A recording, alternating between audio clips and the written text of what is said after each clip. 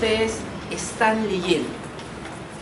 Así tenemos que los factores de atribución y los elementos de la responsabilidad civil se van a encontrar presentes en esta institución. Vayamos por el inicio. Lilian, ayúdanos. Los 5 elementos de la responsabilidad civil se encuentran presentes en esta institución. Definamos qué es la responsabilidad civil por daño ambiental. Es aquella institución que me permite que todo daño al ambiente, daño grave, a sus componentes, a la salud pública o individual y a la propiedad privada, sea resarcible, sea reparada, sea restaurada, sea compensada, y cuando no pudiere caber ninguna de esas, sea indemnizada. Entonces, la responsabilidad civil por daño ambiental involucra una conducta ilícita que genera un desequilibrio grave en el ecosistema, producto de una actividad contaminante de un titular de un proyecto o de un agente contaminante. Ese daño ambiental puede estar contraviniendo de manera expresa una norma, como por ejemplo un límite máximo permisible, o pudiera no estar contraviniendo de manera directa una norma, como por ejemplo un límite máximo permisible. El caso de el ruido ocasionado por el sobrevuelo de aviones en el Callao es un caso emblemático donde se muestra cómo existe un daño ambiental, aunque no hay disposición legal expresa que se esté vulnerando, porque los límites máximos permisibles para objetos móviles que aparecen en el espacio aéreo no existen. El Ministerio del Ambiente está que dice que va a aprobarlo desde el 2011. Dice que va a aprobarlo y no lo aprobó. Y entonces tengo el problema de que no puedo sancionar administrativamente a aquellos contaminantes de ruidos molestos porque me falta el parámetro, el límite máximo. Y menos puedo sancionarlos penalmente porque el Código Penal, en el artículo 304, que habla sobre contaminación ambiental, dentro de los cuales se encuentra la contaminación sonora, dice que esa conducta es ilícita siempre y cuando haya sobrepasado los límites máximos permisibles. Y al no existir límites máximos permisibles, podremos sancionar vencido. No, es una norma penal en blanco. Entonces, queda impunidad. Y eso me indigna, ¿no? Es la impunidad. Bueno, los penalistas quedan fuera del escenario. Pero los civilistas nos mantenemos porque el artículo correspondiente a la regulación de responsabilidad civil por daño ambiental señala claramente que no necesariamente tiene que haber disposición legal transgredida, pudiera no haber. Ya vamos a ver en su oportunidad. Vayamos a revisar los elementos de la responsabilidad civil por daño ambiental. Primero, el sujeto al que le imputo el daño ambiental normalmente es el titular de un proyecto hidrocarburífero, minero, aeronáutico, ferroviario, etc. ¿Sí? Ese sujeto normalmente se le puede imputar una obligación, sí. Por lo tanto, normalmente tiene imputabilidad. Es una persona jurídica. La Municipalidad de San Miguel, cuando va degradando las playas de la Costa Verde con el desmonte que arroja, ¿es un sujeto que se le puede imputar responsabilidad civil? Sí. Y deberíamos hacerlo. Ministro del Ambiente, procurador del Ministerio del Ambiente, ¿qué estás haciendo? ¿Lo ha denunciado por delito de contaminación ambiental? ¿Lo vas a demandar por responsabilidad civil por daño ambiental? OEFA, solo te contentas supervisando y mandando a la Contraloría General de la República para que determinen responsabilidades administrativas. ¿Eso basta? No necesitamos medidas de prevención medidas de reparación, medidas de restauración, medidas compensatorias y eventualmente una compensación. Ahí está la importancia de conocer la responsabilidad civil y hacérsela conocer a las autoridades. Vayamos al siguiente nivel, al siguiente elemento. La ilicitud de la conducta. Una conducta contaminante ¿es una conducta ilícita? Sí, cuando no está en el marco de un plan de manejo, de un estudio de impacto ambiental y no está mitigando, eliminando o restaurando el ambiente que está contaminando, ¿no? Cuando está incumpliendo los instrumentos de gestión ambiental, cuando no tiene ningún plan de manejo o cuando simplemente daña el ambiente gravemente. En el caso de la Municipalidad de San Miguel y otras que arrojan desmonte en la playa, está degradando el ambiente, ¿sí? Está degradando el ambiente. Vayamos al siguiente elemento de la responsabilidad civil, que es el factor de atribución. Silvia, el factor de atribución en la responsabilidad civil por daño ambiental, ¿de qué carácter es? ¿Objetivo o subjetivo? Objetivo porque no interesa la intención, no interesa si hay dolo o culpa. Lo que interesa es la relación de causalidad que existe entre la conducta contaminante y el daño producido. Cuando los aviones transitan por espacio aéreo de Carmen de la Legua, de Bellavista, de La Perla y del distrito de San Miguel, ¿esa conducta contaminante es ilícita? Sí, es ilícita. Es ilícita porque están contaminando con ruidos molestos a los habitantes. ¿O a alguien le gusta el ruido que ocasionan los aviones cuando pasan? A su mascota Lilian no le gusta, él sufre. A su Audi que tiene ahí en la puerta de la universidad, tampoco, porque suena su alarma, ¿sí? Y al vecino que está al costado donde estaciona su vehículo, tampoco, porque lo estresa pues su alarma. Tiene que recordarle a cada instante que tiene un Audi, no, él está con la justa yendo en micro, pues no, le molesta. Le ocasiona un daño moral por el ruido que ocasiona innecesario. ¿Y por qué se ocasiona ese ruido máximo? Porque los aviones desprenden, emiten vibraciones y ruido, ¿sí? Independientemente de que el paisaje es contaminado cuando pasa este pequeño Jumbo, ¿no? Pequeño Airbus. Se contamina porque ya no es lo mismo cuando le dice a veces a su novio, la luna, qué hermosa, pasa un avión, ya deja de ser hermosa la luna porque el avión acaba de interrumpir la frase hermosa que estaba diciendo y ya pues no se puede gozar del paisaje natural con aviones transitando a cada momento, ¿no? Uno no llevaría a uno a declararse a una señorita callada por el ruido molesto y por los aviones pasando. Se lo llevaría Sandro probablemente a Parque Miraflores, donde no hay alteraciones al paisaje como esas. Además, esta contaminación sonora deprecia la propiedad inmueble. ¿Cuántos comprarán un inmueble cerca de un aeropuerto? ¿Sí? Como el caso de la fábrica que tenía ruidos molestos y que tú explicabas, Bexi, ¿te acuerdas? ¿Sí? Había un daño emergente, decía, porque hay que invertir en medidas para que no haya tanto ruido, ¿no? Puede haber un lucro cesante porque yo quería arrendar mi quinto piso a Solange, pero no puedo hacerlo porque nadie quiere vivir en el quinto piso donde hay ruido molesto de los aviones. ¿Hay un lucro cesante o no? Claro. Evidentemente, ¿sí? Y además la propiedad se devalúa. Una cosa es un bien inmueble en los distritos de Bellavista, La Perla, San Miguel o Carmen de la Legua, en la zona donde pasan los aviones, y otra cosa es una vivienda de Jesús María.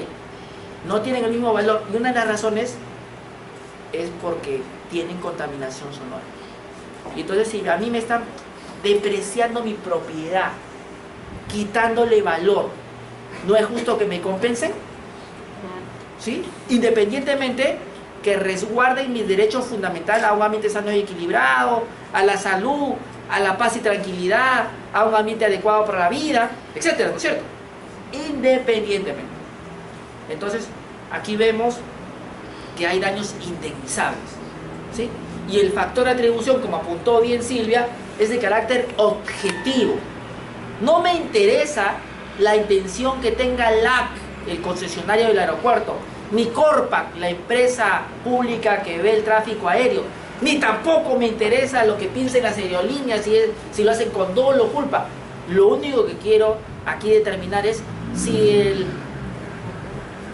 tráfico aéreo, la actividad aeronáutica de estas naves generan un daño en la salud, en la tranquilidad, en la paz, en el derecho a intimidad de los habitantes de estos distritos afectados por contaminación sonora por sobrevuelo de aviones.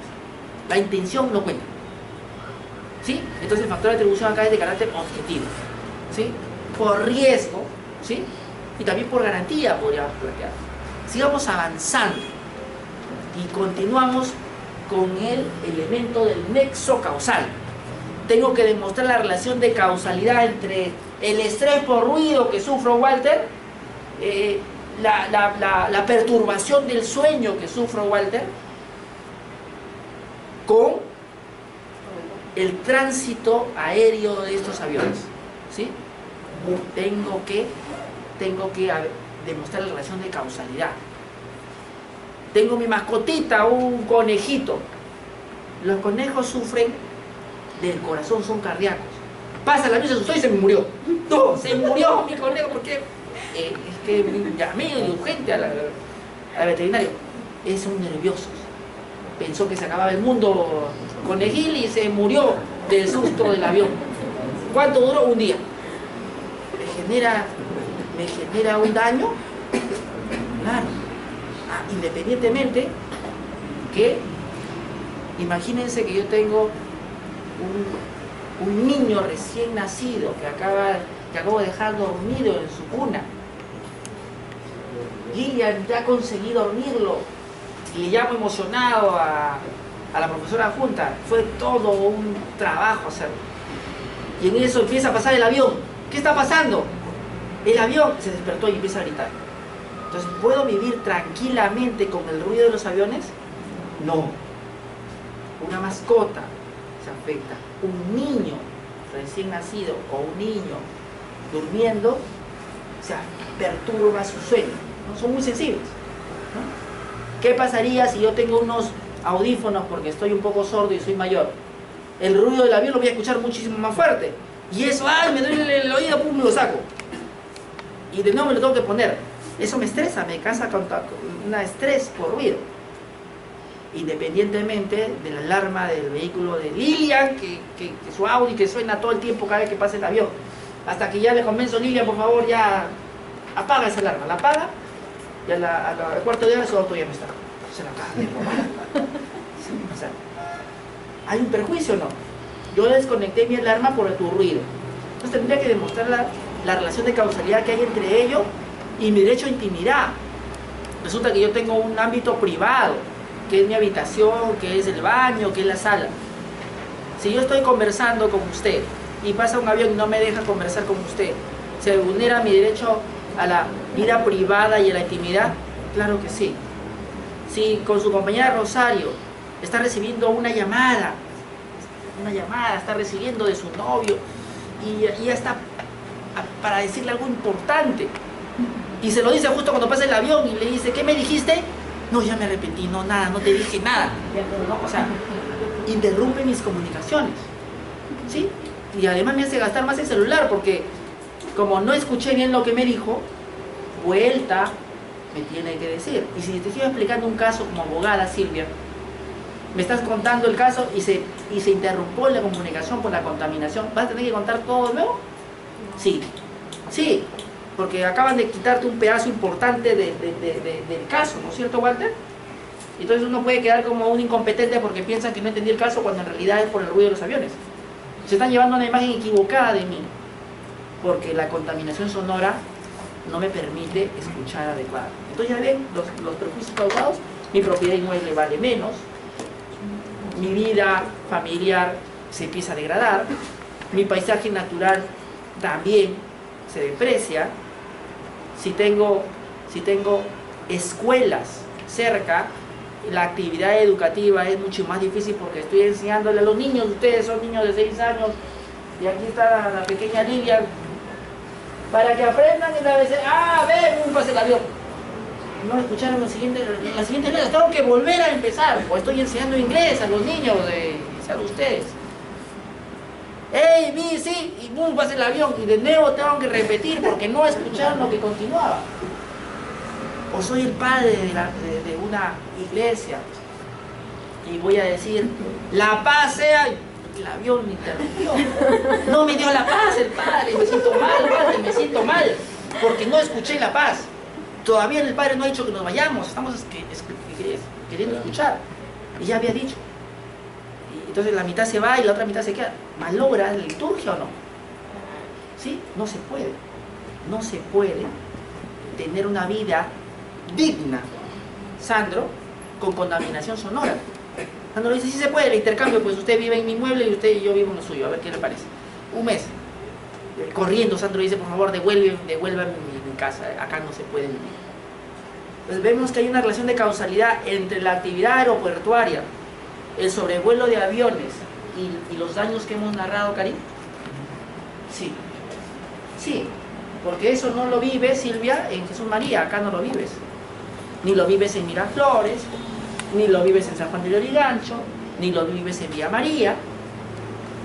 Entonces hay una relación de causalidad entre la actividad contaminante y los daños que se pueden producir. ¿Hay alguna posibilidad de que puedan alegar esta figura del caso fortuito, de fuerza mayor, Lilian, esa que tanto te gusta a ti, que te fascina, o no? ¿Sí? ¿Se podría aplicar o no? ¿Qué dice usted? O sea, podríamos decir que por alguna razón de eximente responsabilidad civil podríamos exonerarnos de pagar alguna reparación a los afectados. No, porque acá no hay fuerza mayor, nadie te obliga a despegar. Tú despegas con libre voluntad de querer tener una utilidad en los pasajeros que te pagan un importe, ¿no es cierto? Y el aeropuerto cobra un derecho por cada avión que llega. Todos felices, menos los habitantes que se perjudican por el ruido, ¿sí? Entonces acá no hay caso de ruido ni fuerza mayor, acá lo hacen con conocimiento de causa y aún sabiendo que contaminación sonora les da igual. Esos mismos aviones, cuando pasan por España, saben que tienen que tomar medidas de prevención, tener algunas directivas que respetar para que no ocurra eso en otros países. Ese mismo avión cuando pasa por el Perú no le interesa. Entonces ahí hay una responsabilidad incluso dolosa. No lo están haciendo sin conocimiento, sino lo están haciendo dolosamente. Yo soy experto en derecho aeronáutico y les puedo decir que evidentemente estas aerolíneas conocen la problemática que genera su actividad. Es como que usted me diga como notario que no sabe cuáles son los problemas que podría traer el negocio de la notaría, la falsedad genérica, etcétera, etcétera, ¿no es cierto? La suplantación. Conozco eso. Entonces, hay una responsabilidad en estas entidades. El daño, Rosario, ¿sería indemnizable o no? Claro que sí, porque es un daño relacionado a la afectación de un derecho fundamental. El derecho fundamental a mi propiedad que se devalúa. El derecho fundamental a un ambiente sano y equilibrado. El derecho fundamental a un ambiente adecuado para el desarrollo de la vida. El derecho fundamental a mi derecho a la intimidad, ¿no? Y así podríamos decir el derecho fundamental a la salud, porque eso me está alterando, me está trayendo estrés por ruido. El derecho fundamental también a la participación ciudadana, porque estoy requiriéndole a estas entidades que por favor hagamos un plan de manejo de este ruido molesto y no lo hacen, entre otros derechos. Entonces esos daños deben ser indemnizados o no, Lilia. Claro que sí. Lilia, adelante. Factor de atribución aplicable, Sandro. en el caso de la responsabilidad civil por daño ambiental, vamos a explicar qué factor de atribución aplicarías de aquellos que aparecen en la pizarra. El objetivo. El objetivo, ¿sí? El objetivo. Continuemos. Adelante. Y entonces, los factores de atribución subjetivo, como el dolo, entendido como conducta humana que acarrea un daño de manera intencional, no aplicaría para la responsabilidad civil por daño ambiental en principio. Y tampoco la culpa, si esto lo hacen sin el deber de cuidado, por omisión de funciones, no nos interesa. Acá nos interesa la relación de causalidad que hay entre la actividad riesgosa, peligrosa, dañina y el daño resarcible e indemnizable. Continuemos. Y encontramos este artículo hermoso que tanto le gusta a su compañera Solange. Léalo, por favor, ilústrenos con su hermosa voz. Artículo 1970. Aquel que mediante un bien riesgoso, peligroso o por el ejercicio de una actividad riesgosa o peligrosa causa un daño a otro, está obligado a reparar. El artículo 1970 me habla sobre las actividades riesgosas o peligrosas que entrañan riesgos sociales, que de concretarse tiene la obligación el titular de esa actividad de indemnizar. Aquí no interesa la intención. Esto se aplicaría a la responsabilidad civil por daño ambiental en el caso de contaminación por hidrocarburos, petróleo, por contaminación por relaves mineros, por contaminación por residuos peligrosos, por residuos tóxicos, por contaminación sonora, por emisión de olores molestos, ¿no? Por contaminación al paisaje, ¿sí? Sí, se aplicaría. ¿Sí? Siguiente, por favor. Y encontramos aquí las posibilidades de que pueda existir alguna ruptura del nexo causal, alguna posibilidad de escaparse de la responsabilidad civil por daño ambiental, alegando caso fortuito, fuerza mayor, hecho determinante de tercero, ¿sí? En realidad es muy difícil que se aplique a la responsabilidad objetiva estas causas de justificación, lo hemos dicho, porque de aplicarse podríamos estar en supuestos de situaciones injustas con relación a aquellos que se han afectado por una actividad contaminante, ¿sí? Ya hemos visto el caso que yo les planteaba. Si yo soy titular de una industria que fabrica pólvora y de repente su compañera Solange, que es muy traviesa, ingresa al mismo y dice: uy, qué interesante fábrica, se prende su cigarrito, su Marlboro, y empieza a fumar y termina y lo lanza y ¡blum!, vuela la fábrica, ¿sí? Entonces, aquí la empresa quiere alegar hecho determinante de tercero porque esa señorita ingresó de manera ilegal, se saltó el muro, y bueno, yo no voy a responder a todos los que han quedado en grado de indemnizables, ¿sí? Porque en realidad esa señorita entró por la fuerza, vulneró la seguridad, no vamos a indemnizar a nadie. ¿Sería justo? No. A mi criterio, en la responsabilidad objetiva por daño ambiental no aplican en ningún caso las causas de justificación. De aplicarse, tendríamos situaciones muy injustas, porque alegando caso fortuito o fuerza mayor, no respondería a los daños ocasionados a terceros. Si yo estoy en el negocio de la pólvora, evidentemente sé que este material es inflamable y puede ocasionar daños o no. Tengo que haber previsto un seguro para indemnizar a esas personas. No puedo decir que como ingresó alguien, tercero, un terrorista, alguien que podría calificar como una fuerza irresistible, imprevisible, extraordinaria, ya no voy a indemnizar a todos los afectados. Eso sería absolutamente injusto. Sandro. ¿Qué sucede en el caso de los bombas, los grifos? Ellos tienen un límite, no prender fuego a menos de 10 metros, 15 metros. Ajá. ¿Qué sucede si alguien prende este fuego dentro de estos límites y causa pues causa la explosión.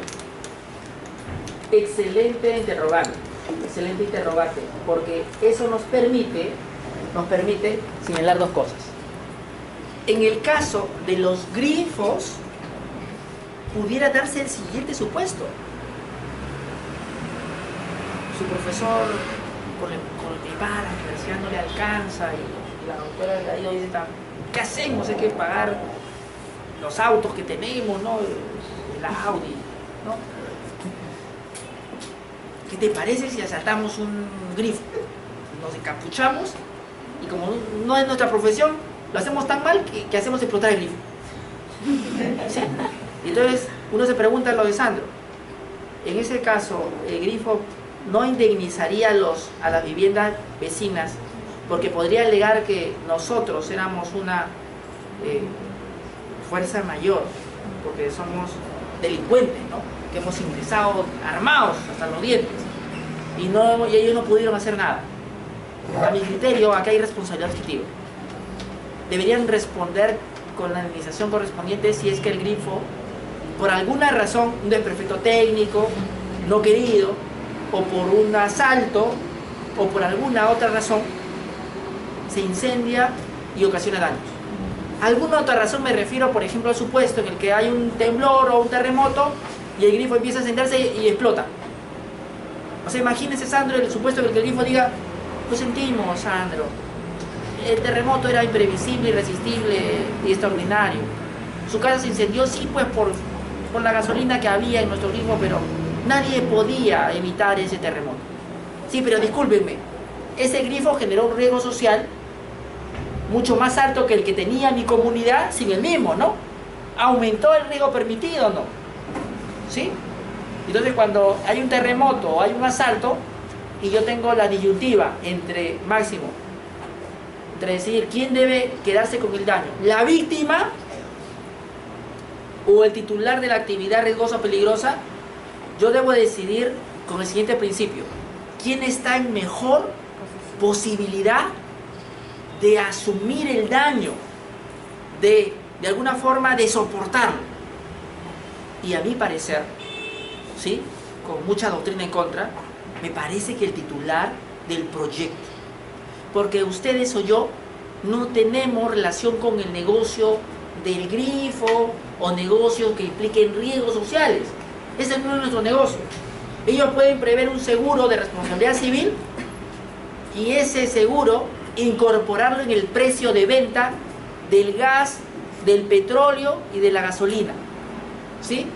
No, pero es que va a ser muy cara. Bueno, entonces hay que empezar a exigirlo legalmente, porque lo contrario significará dejar sin indemnización a aquellas personas afectadas por, entre comillas, un caso o fuerza mayor, cuando ellos no eran quienes habían asumido el riesgo del negocio. ¿No? ¿Qué le parece, Hernán, a usted? Su opinión, queremos su opinión. Doctor, primer punto, Fuerte. Lo primero que veo es que bajo su concepto no existe ya la ruptura del nexo causa. En el ámbito de responsabilidad objetiva, en el ojo, de estamos hablando de la responsabilidad objetiva. Entonces, ¿para qué voy a entrar a un juicio, a un proceso, si voy a ir ya con el tema de que no existe en el ámbito objetivo la ruptura del nexo causa? Es que en el derecho hay posiciones, hermano. Esta es mi posición, pero usted puede encontrar en la doctrina, la mayoritaria, que exhiben la otra posición, donde pudiera ser, como la Corte Suprema ha fallado, en el caso que les canté de Famesa, se lo repito, había un conductor de una camioneta de Famesa con su respectivo resguardo policial y su agente de seguridad, que transitaban por una zona de Ayacucho y son interceptados por una tropa de terroristas, ¿sí? Y empiezan a defenderse, y entre que van y vienen las balas, una de estas balas cae en el vehículo que tenía y transportaba dinamita, que justamente era lo que querían los terroristas, y explota. Bajo el argumento que usted plantea, como acá podemos reconocer, Sandro, que hay una fuerza mayor, nadie prevé cuándo atacan los terroristas. Nadie... Sí. Es algo extraordinario, imprevisible e irresistible. ¿Alguien se puede resistir a una horda de terroristas? ¿Unos talibanes? No pues. No pues. Ni siquiera Rosario. No se puede. ¿No? Entonces, en ese contexto, la Corte Suprema eximió de responsabilidad civil a Famesa porque ésta demostró que el daño se había producido por una fuerza mayor. Qué justo es eso, ¿no, Silvia? ¿Está alegre? ¿Le complace eso a Salvador? A mí no, Lilia. A mí no, Silvia. A mí me indigna. Ese es el producto de aplicar en la responsabilidad objetiva el caso fortuito y la fuerza mayor. Por eso yo me pongo, Sandra. Con el respeto que se merece el resto de la doctrina, yo me pongo porque en la práctica eso genera un conflicto social. La familia de esas personas que fallecieron no recibieron un sol de indemnización de la empresa, salvo el seguro de vida que podría ser mínimo, pues. El seguro de vida, ¿no, Lorena? Que es mínimo. Recuerden cuál es la característica del seguro, Hernán. El seguro no te indemniza de manera integral, sino parcial. ¿O acaso alguien está contento con lo que recibe por el SOAT por muerte? Es algo paupérrimo. Entonces, no, bueno, falleció su señor esposo y acá está lo que corresponde por seguro. Algo ridículo. ¿Sí? No quiere responsabilidad civil por daño de la actividad riesgosa que hay. No hay porque hemos alegado fuerza mayor y se ha aprobado en la Corte Suprema, casación. ¿Es justo? A mí no me parece justo, ¿sabes? Me parece que si en este caso, literalmente, profesora adjunta Lilian Tigadillo, han muerto en un acto de servicio, les corresponde su indemnización porque han muerto defendiendo la camiseta de la empresa. Entonces, los bienes y el patrimonio, ¿y cómo les paga la empresa? Con nada. Mandando a los abogados, que algunos de mis clientes dicen, con respeto de todos los colegas, los perros, le lanzan los perros ahí para que conversen con ellos, pero nunca con el empleador que sus esposos, sus familiares trataron con respeto, con lealtad, con consideración, con solidaridad, ¿no? Les mandan a los abogados. Entonces, ese es mi parecer, señores. Yo no les pido que sigan esta posición porque ustedes deben saber que existe la ruptura del nexo causal, donde aparece el caso fortuito, la fuerza mayor, el hecho de tercero y el hecho de la propia víctima. Pero yo, en mi modesto punto de vista, solo reconozco en el ámbito de la responsabilidad civil por daño ambiental a el hecho determinante de la propia víctima como una forma de atenuar la responsabilidad civil por daño ambiental. Si Silvia ve que esto es un relave minero y se echa un chapuzón y empieza a nadar en el mismo, yo no debo indemnizar los daños a la salud que ha causado, porque ahí dice peligro, relave minero, no nadar, y ella se lanza sus... ¿no? O sea, digamos, allí hay una autopuesta de peligro, Bexi, y yo no debo de alguna forma indemnizarla en igual medida que si este relave hubiera caído en un río y su compañera Karin hubiera bebido un vaso de agua y se hubiera enfermado. No es el mismo supuesto, ¿no es cierto? En este caso, de repente, a Silvia la indemnizaría con una reparación mucho menor en la medida que hubo una responsabilidad de su parte. O de repente ninguna responsabilidad porque pasó todas las medidas de seguridad que existían y entonces ella se buscó su problema. En cambio, si no hubieran medidas y mecanismos de prevención, de seguridad, y ella aún así se sumerge en el relave, habría una atenuación de la responsabilidad civil por daño ambiental de la minera. ¿Quieres preguntar algo, Lili? Profesor, disculpe, ¿qué pasa si, digamos, un niño no sabe leer? Algunos niños no saben leer. ¿Qué pasaría si este niño sufre de ese accidente, se cae, se mete ahí a jugar? Excelente ejemplo. Su compañera se pone en el supuesto en el que un niñito campesino se suelta en la mano de su mamá y se va corriendo Y aunque dice peligro, no acercarse, él se sigue acercando. Ve una calaverita, él no entiende, él habla quechua y no sabe leer. ¿Sí? Entonces, igual cree que es una laguna y se sumerge. La niña, el niño. ¿Quién respondería?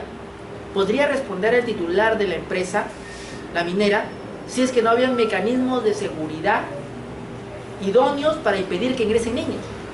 ¿Sí? Sí, podría. Y la minera va a decir esto, va a decir, oiga, su padre es un irresponsable, ¿cómo ha dejado que el niño vaya hasta la mina? Sí, pero tú también tienes responsabilidad porque tú no tenías mecanismos de seguridad, aún sabiendo que había una comunidad campesina indígena cerca y que hay niños que juegan. Y uno no va a estar cuidando las 24 horas del día al niño, ¿no es cierto?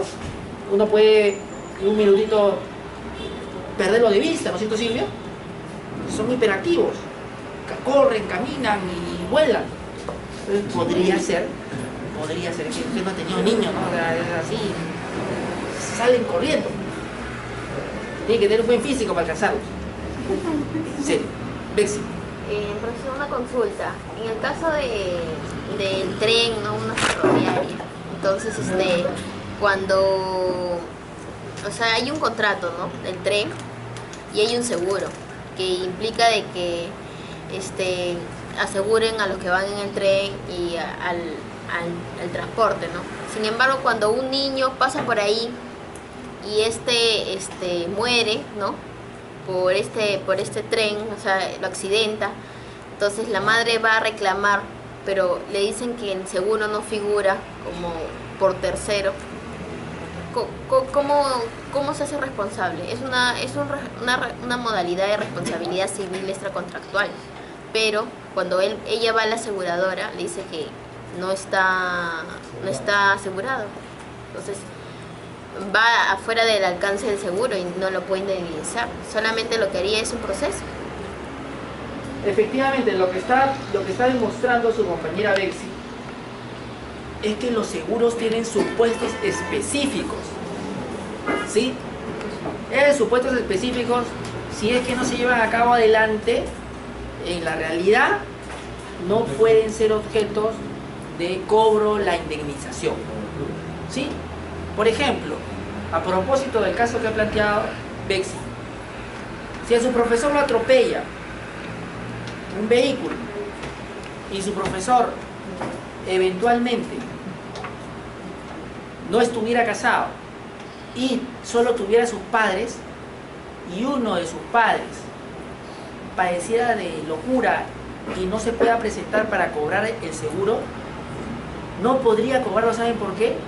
Porque la normatividad del SOA dice la indemnización por muerte tienen que cobrarlo la cónyuge de existir o los padres.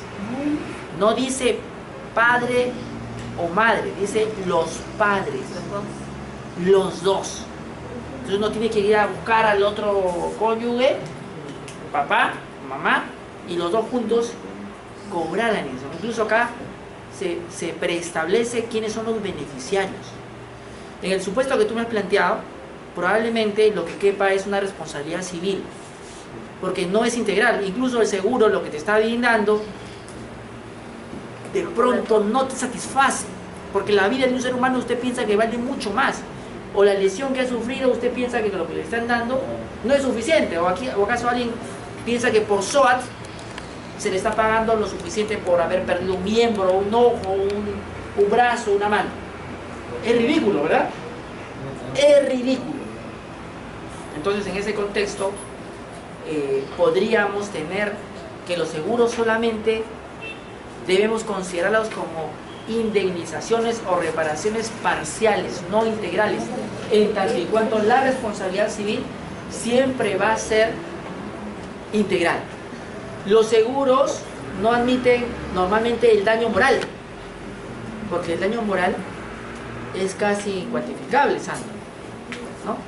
El daño a la persona, ¿usted cree que lo contempla, Walter, un seguro? ¿El daño del proyecto de vida lo contemplará eso, Lilian? Salvador, ¿lo contemplará acaso el daño psicosomático? No, el somático sí, pero el psicosomático no. Entonces uno se da cuenta que el seguro tiene supuestos muy cerrados. Normalmente los daños a los derechos fundamentales no están cubiertos. ¿Sí? Daño a mi honor, ¿está ahí en algún seguro? Daño al honor, me ha afectado. ¿No? La televisión, ese señor locutor, ese conductor me ha afectado mi dignidad como abogado, como ser humano. ¿Hay un seguro que cubra eso? No. ¿Sí? Hay otros, los seguros normalmente son de índole de reparaciones patrimoniales. Y eventualmente daños emergentes como te pago el velorio, la carroza, los daños médicos, ¿no? Daños emergentes. ¿Sí? Salvo como Jennifer López asegura una parte de su cuerpo, ¿cierto? Sus glúteos. Sabemos. La compañera sabe muy bien. Sigamos avanzando. Como los jugadores aseguran sus piernas. La compañera está atenta a esos seguros.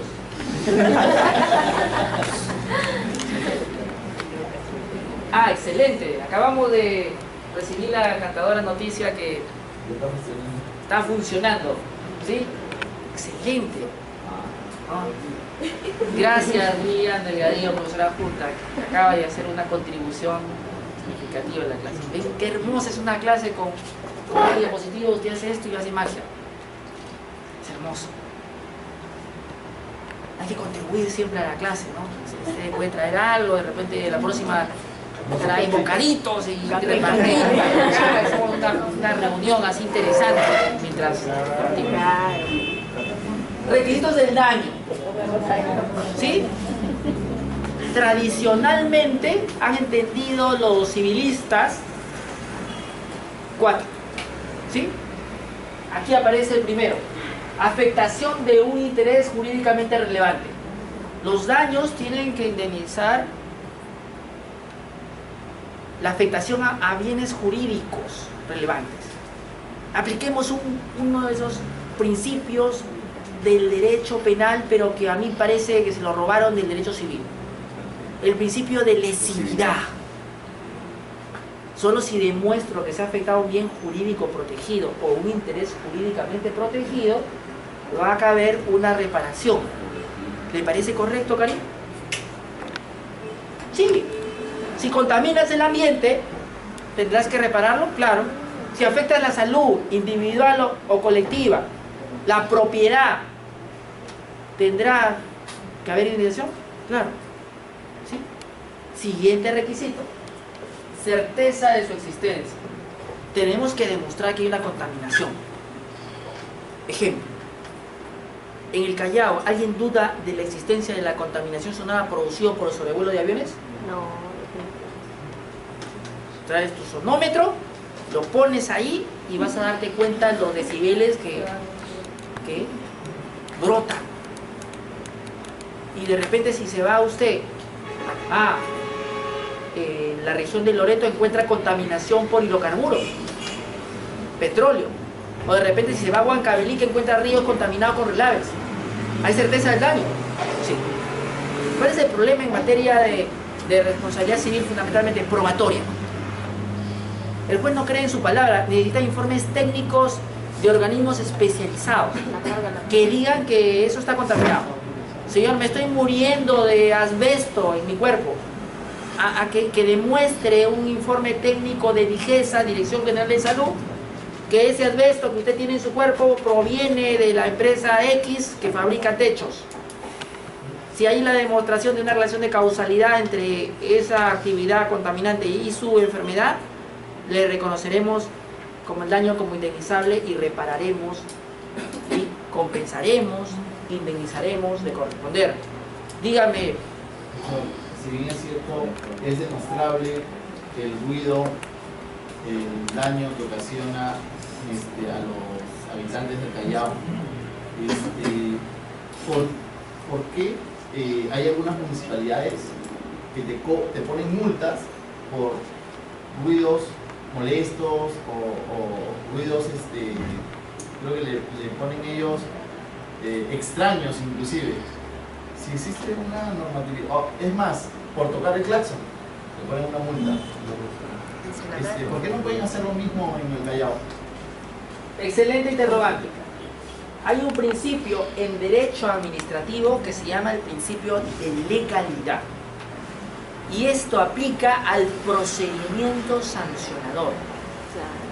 E implica que el órgano que te inicia el procedimiento sancionador tiene las facultades para hacerlo. Las municipalidades ni el gobierno regional tiene competencias para iniciar un procedimiento sancionador sobre las líneas aéreas, sobre las compañías aéreas.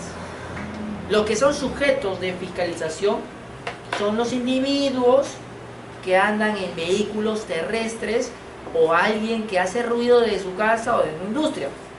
Cuando se generan las competencias de los gobiernos regionales y gobiernos municipales, no hubo la previsión legal de poder fiscalizar el ruido de los aviones.